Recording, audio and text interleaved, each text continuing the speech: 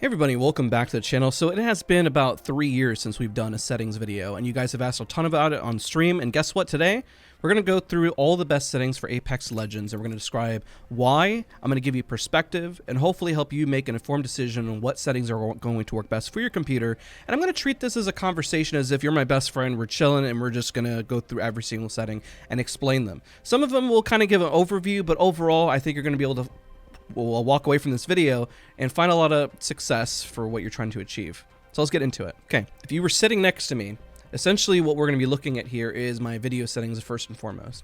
You always want to do full screen. That's ideal. You don't want to do windowed or borderless. Full screen is going to give you the best latency and the best performance that you're going to look for a frame rate. Now you're going to notice the first aspect ratio says 16:10, so that's native. Now, if you're on a monitor that is 1080p, I'm going to switch in just a second to my desktop and explain why I do this.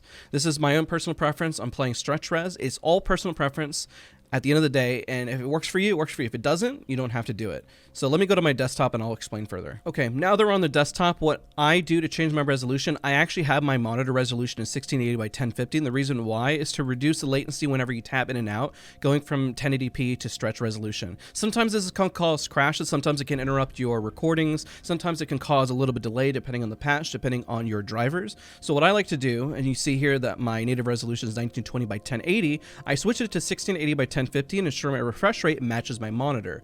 Now I also do have G-Sync on, which is why I don't use a V-Sync. G-Sync does help a little bit in terms of settings. Sorry, I misclicked there. So it's going to ask me if I want to click away and apply these changes. Let's go ahead and just make sure that we have these here.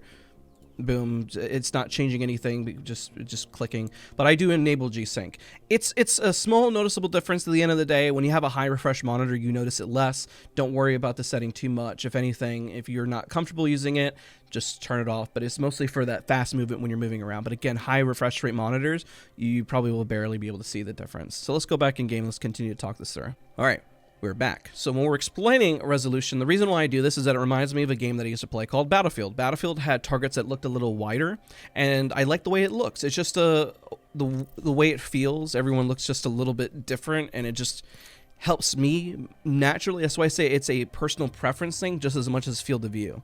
Brightness, you can just pretty much leave at default depending on your monitor. If you have a higher refresh rate monitor, most of the time the monitors are really bright anyways. You don't have to touch this very much. If you're running a monitor that might have a lower refresh rate, the reason why sometimes refresh rates change, like I know like BenQ and some other monitors come in pretty hot, and the reason why is they want to make sure you're getting as much power, you know, low latency, and that you can see objects, and like CSGO. They have all kinds of different marketing gimmicks. Don't really worry about your base brightness unless your monitor for some reason just appears very, very dark, and then you can adjust this from here. I used to kind of adjust this, and it kind of adds this little tint so you can see more, but because my monitor over the years, they've really gotten better in terms of seeing like those textures and everywhere. I don't really see much of a difference for me, my perspective, just because the monitor I'm using is 360 hertz and it's an IPS panel. So there is that. So that does help quite a bit. So that's also personal preference. So at the end of the day, if you try these settings and you say they work for you awesome. If not, you don't necessarily have to go copy a streamer. You could try it out and say, oh, that works for me. If not, don't stress about it. The same thing with field of view. So my biggest tips, I can provide a very fast guide in terms of field of view. The lower field of view is going to have this. Sometimes it could cause a little motion sickness. Don't worry, I won't move around too much. But the biggest issue with low FOV is that you see less around you. Now, the plus side of running a low FOV is sometimes if you have a really, really bad computer is that back in the day, by seeing less around you, sometimes you would actually have a lower frame rate. Higher frame rate, excuse me. So the frame rate would be impacted because you would be on a low FOV. These days, it doesn't really matter. Stuff still renders properly the way it's supposed to. So it may help you, it may not, but at the end of the day, lower FOV, you can see less around you, but you can see the targets appear much larger on screen. The recoil, again, will seem like it's a lot more pronounced, but it doesn't really actually impact the recoil. The recoil at the end of the day is actually the same, so you don't have to worry about that. Now, if you run high FOV, you're going to see the opposite difference here. You're going to see the target appear smaller, you're going to see more around you, and sometimes your frame rate can't take a hit, depending on what's going on stream, your screen and stream, whatever. But nonetheless, it should be very, very minimal. Now, this setting is all preference because at the end of the day, having a smaller target to hit at a distance visually, it doesn't actually impact your recoil, and the target and the movement is still the same. So if I want to do inches per 360 and do a full 360 movement, it's the same movement depending, no difference in terms of field of view. So if I do it again, my mouse still moves to the same exact spot. So this is another personal preference setting. The reason why I use 104, I used to use 110, but the reason why I switched to 104 recently was because I was aim training and aim lab at 104, and I just got really comfortable with it. So naturally, I just did a switch and it wasn't really that big of a deal. I just happened to use 104 because I wanted to see some of the smaller targets and help see my tracking. And then I just said to myself, you know what, if I'm training at this, it has been 2 or 3 months, I might as well just switch it in game just because I need to have consistency. The word of mouth here that you're going to understand when it comes to gameplay and keybinds is consistency and practice and understanding your settings. Understanding your setting is really key. So FOV ability scaling. Now the reason why I have this off is you don't really want this on. So an example would be, let's grab Octane. Whenever you stim, your FOV changes a little bit. Now, if you're not used to the scaling and how it feels, it might be a little jarring. So I actually recommend turning this off. So if you actually stim, you notice how it doesn't impact the FOV. It could give you the sense of feeling that you're moving faster. So that's another thing to wrap up the tips for FOV. A lower FOV will make it seem like you're moving around very sluggishly, but you're still moving at the same speed. So if I want to move at this speed and I'm running, it's the same movement speed as being at a higher FOV.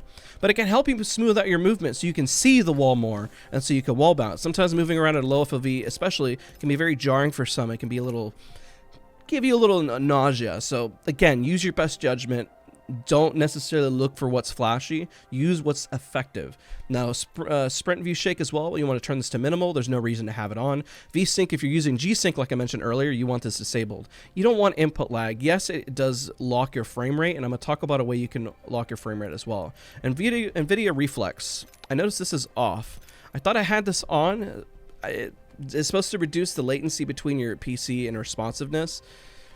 It can be very minimal depending on your setup. It just depends. Like you could have a killer CPU and GPU, and honestly, you're not going to notice a difference.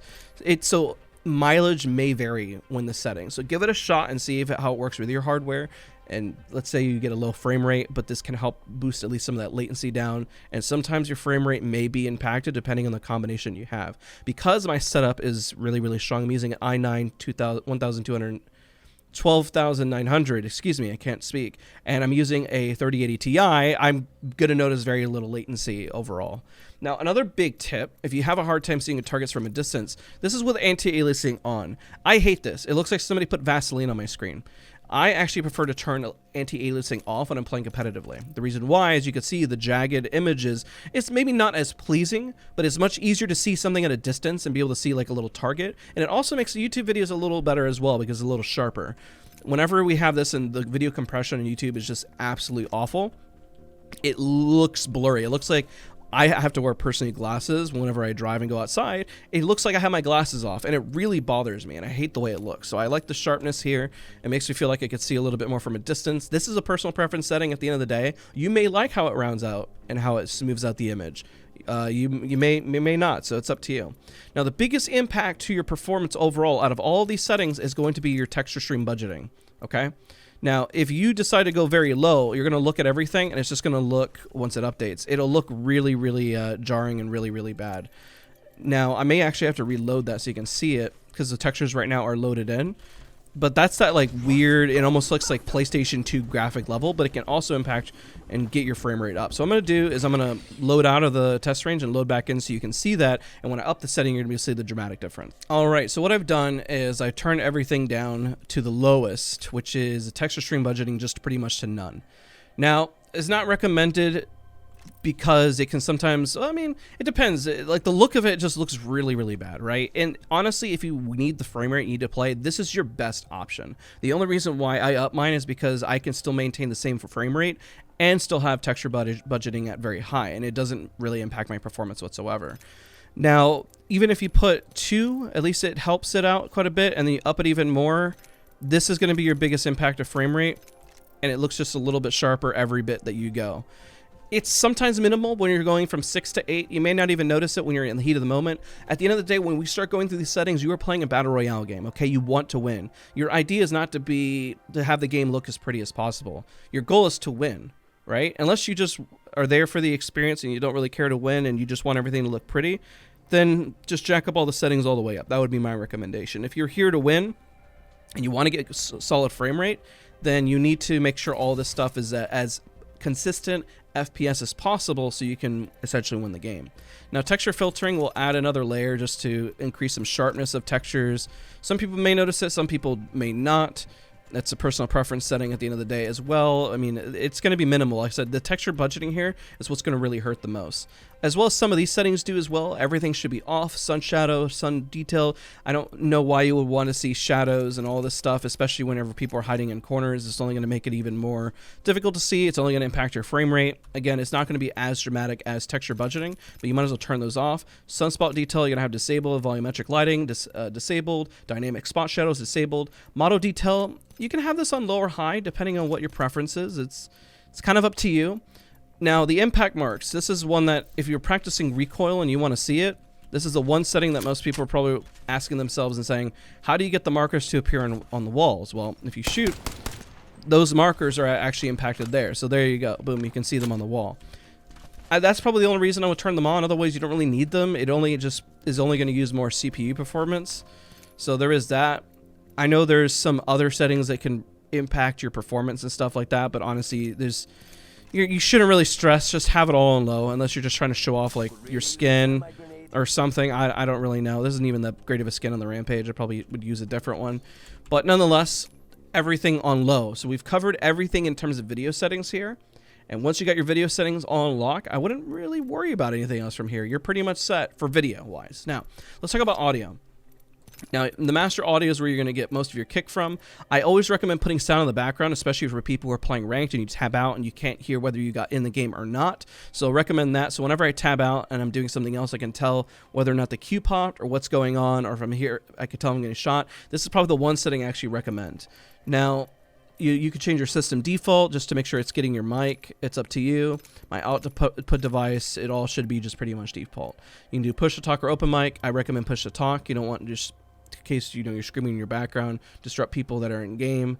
You could change the mic threshold to help out so you don't hear as many people, kind of that little setting that can help. But overall, you want to keep something a little stable. I happen to have a DAC as well as an amp for mine, so that's why I keep mine relatively low. So mileage will vary here. This is personal preference at the end of the day as well. Let's talk about the gameplay settings. So interact prompt style, you want this at compact. Having it at default, that stuff is really, really big. Button hints, you want this off as well, unless you're new to the game, but still you want it off because it's just another overlay on your screen that's just going to block stuff. Crosshair damage feedback, at the end of the day, this is also personal preference. When you see the shots, some people like them, some people don't. I've had them on, I've had them off. Sometimes it's very satisfying to see the X, especially whenever you finish somebody off. So let's say you're shooting and then you eliminated them. That look there can be very satisfying and kind of keep you engaged. If not, you can keep it off. Seeing the numbers can be also overwhelming for some people. Some people like to see a stack. Some people like to see all the numbers. I recently have liked seeing the numbers ahead. It's almost like I can keep track of where the opponent is. Personal preference. Ping opacity, I keep that as this faded so it doesn't block my, my whenever you ping, so it's not that overwhelming. I mean, it's still in the way, but you should be able to see it just fine. Obituaries, you want this on so you can see who's getting eliminated in the lobby. Mini map rotation is personal preference. I prefer it off. Weapons auto cycle on empty. So if your weapon is empty, I personally have it auto cycle. Auto sprint, this is also personal preference. I personally have it on. I've had it off and on. I can tell you, I don't really know what setting I prefer. Sometimes it's a little more freeing to have it on, but having the flexibility of holding shift is really nice as well. So at the end of the day, you're going to have to pick that as a personal preference. Double tap jets, turn that off. Jet control, you want to hold. It makes it easier unless you're Valkyrie and you prefer the other. Listen, I'm not here to judge. It's completely up to you. Damage feedback, I prefer to have this on 2D, so when I get hit, seeing too many arrows, I prefer to simplify it. Their idea is simplicity here. This is a big one right here, though. Taking damage closes death box and crafting menu. You want this off, especially when you're trying to get armor swap. The worst thing is getting hit and getting taken out, getting hit and getting taken out. Just leave it off. You're in control of the box. When you want to get out of the box, you'll get out of the box. Hop up, pop up. I need this off. I don't know why that's on. Streamer mode, it's your personal preference. I leave it on most of the time, so I don't really get bothered or anything, especially when I play badly, which is like almost all the time. So user sharing, I mean, you can leave this on or off, it's up to you. Performance display, so when you see the icon on the upper right where it shows my frame rate, my ping and everything, sometimes it's good to know, so if I know that if I'm on a server that has worse ping, then I will adjust my gameplay accordingly. Now, let's see what else we got here. Club invites, you can turn this on or off. That's personal preference. Communication filter, you can put it to nobody or friends only. Reticle, I've recently just been going back to default. Laser sight, you can customize as well. I've got on, let's see, oddly put on default. Colorblind setting modes, these are not bad. If you want to change it up and you want to change the look of, especially, they're accessibility features, but sometimes even if you change it up, it can help. Maybe a color may stick out more to you than others. Maybe this color may be a little bit more something that you pay attention to than the default colors. I mean, we all perceive colors differently, and utilize these features to the best of your ability because they're here. So same with subtitles. If, you know, it's like watching a movie. Subtitles, if they keep you engaged and they keep you focused, turn them on. If they don't, turn them off. So, you know, try them out. Give them a test. There's nothing wrong with trying to see if it works for you. You made me surprised what actually works and what doesn't. So when we talk about keybind settings, there's a few things I just want to remind. Mouse acceleration should be off. The reason why you want it off is you don't want to use the mouse acceleration based on a program like Apex Legends. If you're going to control it, use raw acceleration, which is a whole separate program that I've covered here on the channel before. Mouse invert, if you're one of those weirdos that wants your mouse inverted, you can definitely change that. Listen, I do a lot of weird settings, so I'm a weirdo myself. Listen, I use toggle to aim down sights, so that's a setting here. Now I'm going to talk personal preference here. My ADS sensitivity multiplier, I used to change this to match what I used to do in Battlefield. I turned it off and went for more consistency. I just have a clean baseline. I stopped using mouse acceleration. I just been aim training, and it's been working, right? Now the other change I would recommend here is just scroll wheel. If you're tap strafing, you know, for jump can also be helpful. If you hear birds in the background, I apologize. It's a beautiful day outside, so don't forget to drink water and go outside and enjoy the day. I don't go outside all the time. I'm extremely introverted, but sometimes, you know, it's good to remind ourselves, right? Nonetheless, we keep trucking along. Now, these settings, my best advice for all settings, if you played any MMO, if you played any other game, is the best thing to do is go in the test range and press every single button. So that's V, this is Q, you know, this is E. You just press them, press the buttons. Before is melee, you know, this is to shoot. ADS is toggle. Does it feel weird? These, at the end of the day, when we talk keybinds, is you can look at other people's keybinds, but at the end of the day, your hand is what you feel most comfortable with, right? And you have to decide for yourself what's going to feel most comfortable. Like my crouch is Z. My crouch to hold is C. So Z is toggle and C is hold. These are personal preferences on what you feel you can press and hit around the keyboard. So put your hand on your keyboard and then just keep pressing them. And if it's too far off and it feels uncomfortable, move the most important buttons close to you that you deem most important, and continue to work on your fingers with your left hand and go in the test range and change them. Don't make the first time that you change keybinds be going in game. You should be in the test range, clicking it, moving around, pressing it. It should feel all second nature. And then because trust me, you don't want to be in a high pressure situation in game, and the first thing that happens is, oh, where's my tactical? Where's my ultimate ability? And get used to those settings. I promise you, they're going to come a long way. I see a lot of best guides, tips, and tutorials, and I'm trying to keep this to where it's real, that you're just getting honest feedback and you're just trying something, right? There's no harm in trying other streamer settings, friend settings, and saying, wow, you're insane for trying that, or oh my god, that's really nice, that works for my hand. You know, like there's a lot of different settings that can work for you, but you have to try it. One thing that most people do when they look at these best settings is they judge them and they say, that's a really weird setting, why would you do that? Well, sometimes it may actually be the setting that, or the reach that you're looking for in terms of reaching a button. So that pretty much covers just about every setting. The only thing I could recommend as well when we're talking about FPS, I'm going to overlay the command. If you're on Steam, you can put this command in, and if you're on EA, you know, I know they've switched from Origin to the EA Play, then you can also use that as well to cap your frame rate. So the reason why I don't cap my frame rate is because, one, I'm lazy and I like seeing very high frame rate.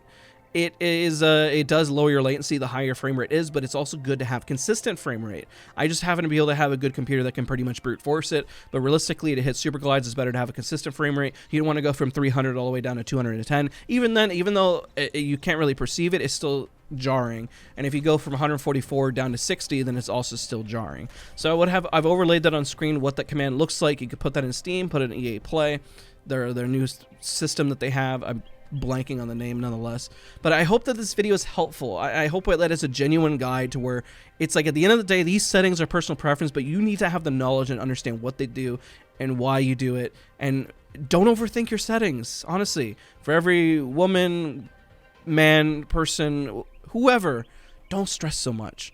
Find some settings, stick with them, and when you change them, understand why you're changing them. And when you do that, I promise you're going to be a better player, because at least you have the knowledge of why you're doing something, rather than just copying and pasting somebody's settings and saying, hey, this is the best settings. So hopefully you stepped away, learned something from this video. Don't forget to leave a like, comment, subscribe. Thank you so much for watching. I'll see you guys all in the next video.